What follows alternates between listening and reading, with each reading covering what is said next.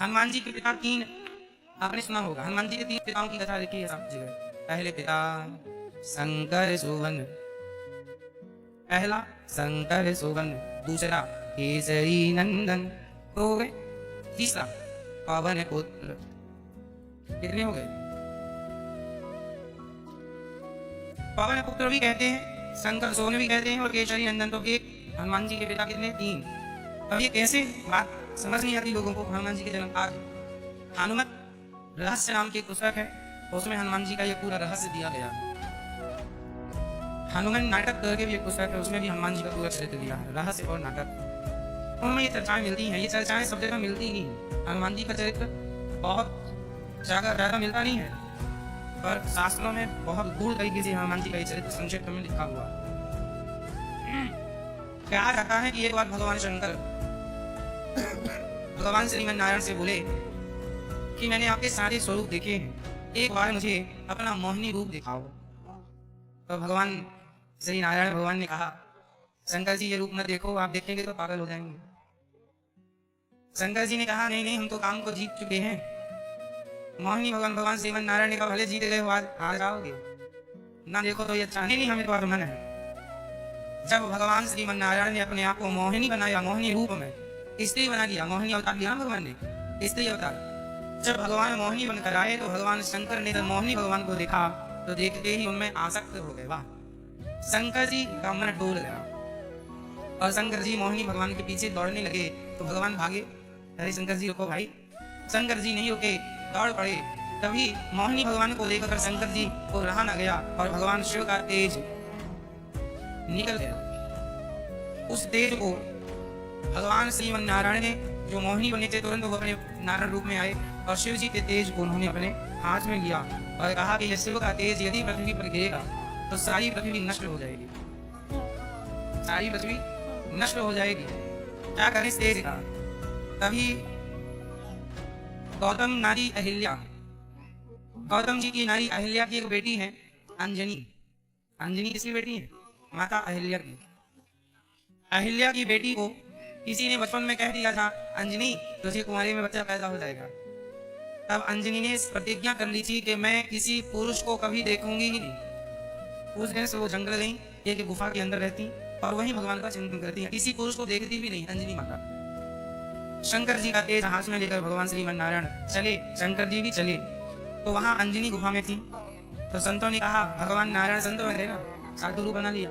अरे बेटी, हमें भूख लगी है, कुछ खाना पीना मिलेगा? अंजनी ने कहा, जरूर मिलेगा, पर मैं किसी पुरुष का मुंह देखती नहीं हूँ। एक काम करो कि ये खाना पानी हमसे यूं ही ले लो। माता अंजनी एक बड़ी जगह पर रहती थी, अंदर ही सब कुछ हो जाता था, उनको बाहर निकलने की जरूरत नहीं, कोई अंदर आता जाता नहीं था, केवल उनकी सखियां उनकी सेवा में रहती थी। तो अंजनी ने अन्न पानी बाहर से दे दिया। तो भगवान बोले, चलो हम खा तो लेंगे, पर तुमने गुरुमंत्र लिया है? तो गुरुमंत्र नहीं लिया होता हम उसके हाथ का खाना पीना नहीं खाते। तो अंजनी ने कहा, तो फिर आप ही गुरु बन जाओ, तो चलो अपना कान दिखाओ। तो वहीं सुनने अंजनी मानी अपना कान यूं किया तो भगवान नारायण ने अंजनी के कान से उस वीर्य को, उस तेज को, शंकर जी के तेज को अंजनी के कान में पवन के द्वारा, वायु के द्वारा, वायु इसे हाथ से उठाओ और अंदर इसके ले जाके गर्भाशय में स्थापित कर दो। तो अंजनी के कान से वह तेज गर्भ में गया और वो गर्भवती हो गई। शंकर जी का तेज था इसलिए शंकर सुवन। पवन देव के द्वारा कान से गर्भ में गया इसलिए पवन पुत्र। और अंजनी का अंत में केसरी नाम के व्यक्ति से विवाह हुआ इसलिए केसरी नंदन। इसलिए हनुमान जी के तीन ये पिताओं की चर्चा है, इसलिए शंकर सुवन, केसरी नंदन और पवन पुत्र। तो हनुमान जी के जन्म की ये कथा।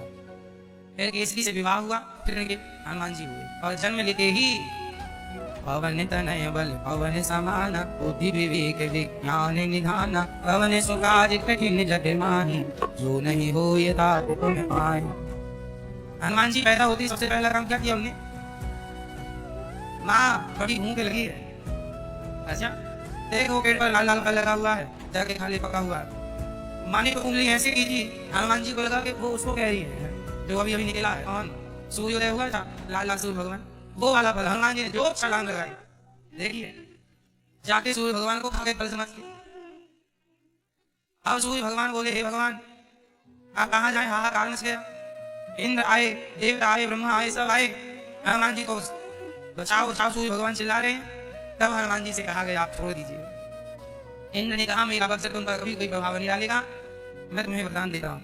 ब्रह्मा जी ने कहा मेरा ब्रह्मास्त्र कभी आपको परेशानी करेगा, कभी आपको वो लगेगा ही नहीं। भगवान श्रीमन नारायण ने कहा मेरा सुदर्शनास्त्र तुम्हें कोई, अग्नि ने कहा हमारा आग्नेय, शंकर जी ने कहा हमारा कोई अस्त्र शस्त्र तुम पर काम, तुम सबसे बलशाली हो।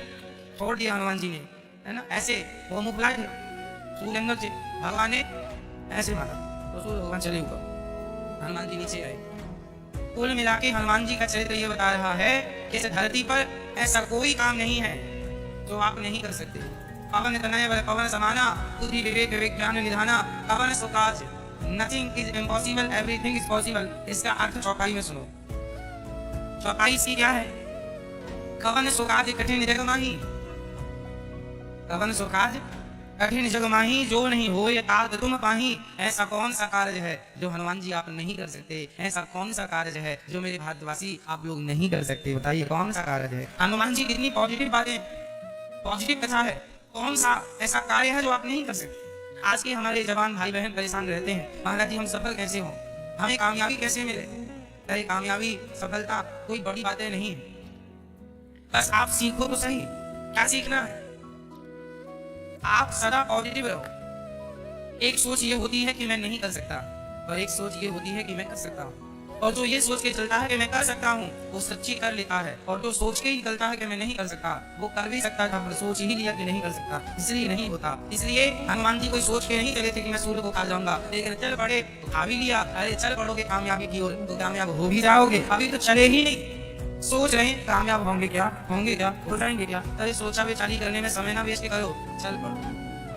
क्यों नहीं होंगे? हमारे यहाँ नेगेटिविटी है ही नहीं। मैंने एक माँ के बारे में सुना, भैया सच्ची घटना है, कहा कि ये मुझे ध्यान नहीं, उस माँ का नाम क्या है वो भी मुझे बुद्धू को पता नहीं, बस घटना को जब मैं सुना तो वाह कदर हो गया। एक माँ अपने बेटे को लेकर जा रही थी, जरा सा बेटा था, अभी अभी चलना सीखा था, उंगली पकड़ के, तो माँ सड़क से जा रही थी, सच्ची घटना है, सड़क से जा रही थी तो माँ इस तरफ थी और बेटा सड़क की तरफ था, उंगली बराबर पकड़ी थी। तभी अचानक पीछे से गाड़ी आई, और गाड़ी जब आई तो गाड़ी का जो ड्राइवर था वो बैलेंस भूल गया, भटक गया, और गाड़ी उसके बच्चे के ऊपर जाके चढ़ गई। बच्चा दोनों भाइयों के बीच में दौड़ गया, और वो माँ वहां कोई नहीं था। उस माँ ने जब देखा कि मेरा बच्चा गाड़ी के नीचे दबा है, ना जाने कहां से ताकत आ गई मेरी माँ, उस अकेली महिला ने उस गाड़ी को उठा लिया आगे की तरफ से और अपने बच्चे को निकाला। पूछा गया उस महिला से तुम कोई बॉडी बिल्डर हो, जिम में जाती हो? नहीं, मैं तो घर में झाड़ू पोछा वाली महिला हूँ। इतनी ताकत कहाँ से आई? इतनी ताकत इसलिए आ गई, उसने कभी सोचा वो इतना कोई भी नहीं उठा सकता, लेकिन जब बच्चे बनाने पड़ी तो ना जाने पूरी ताकत लगा दी मेरी माँ। जब पूरी ताकत लगा के आप आगे बढ़ेंगे तो कोई है ही नहीं जो आपको रोक सके कामयाब होने से।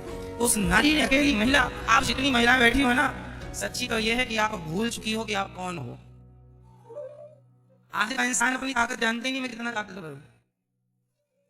अकेली क्यों? उसका बेटा था, किसी और कोई और होता तो शायद उससे गाड़ी ना उठती, लेकिन अपने बेटे के लिए मेरा बेटा उठा लिया, बचाया अपने बच्चे को, पूरा जोर लगा दिया।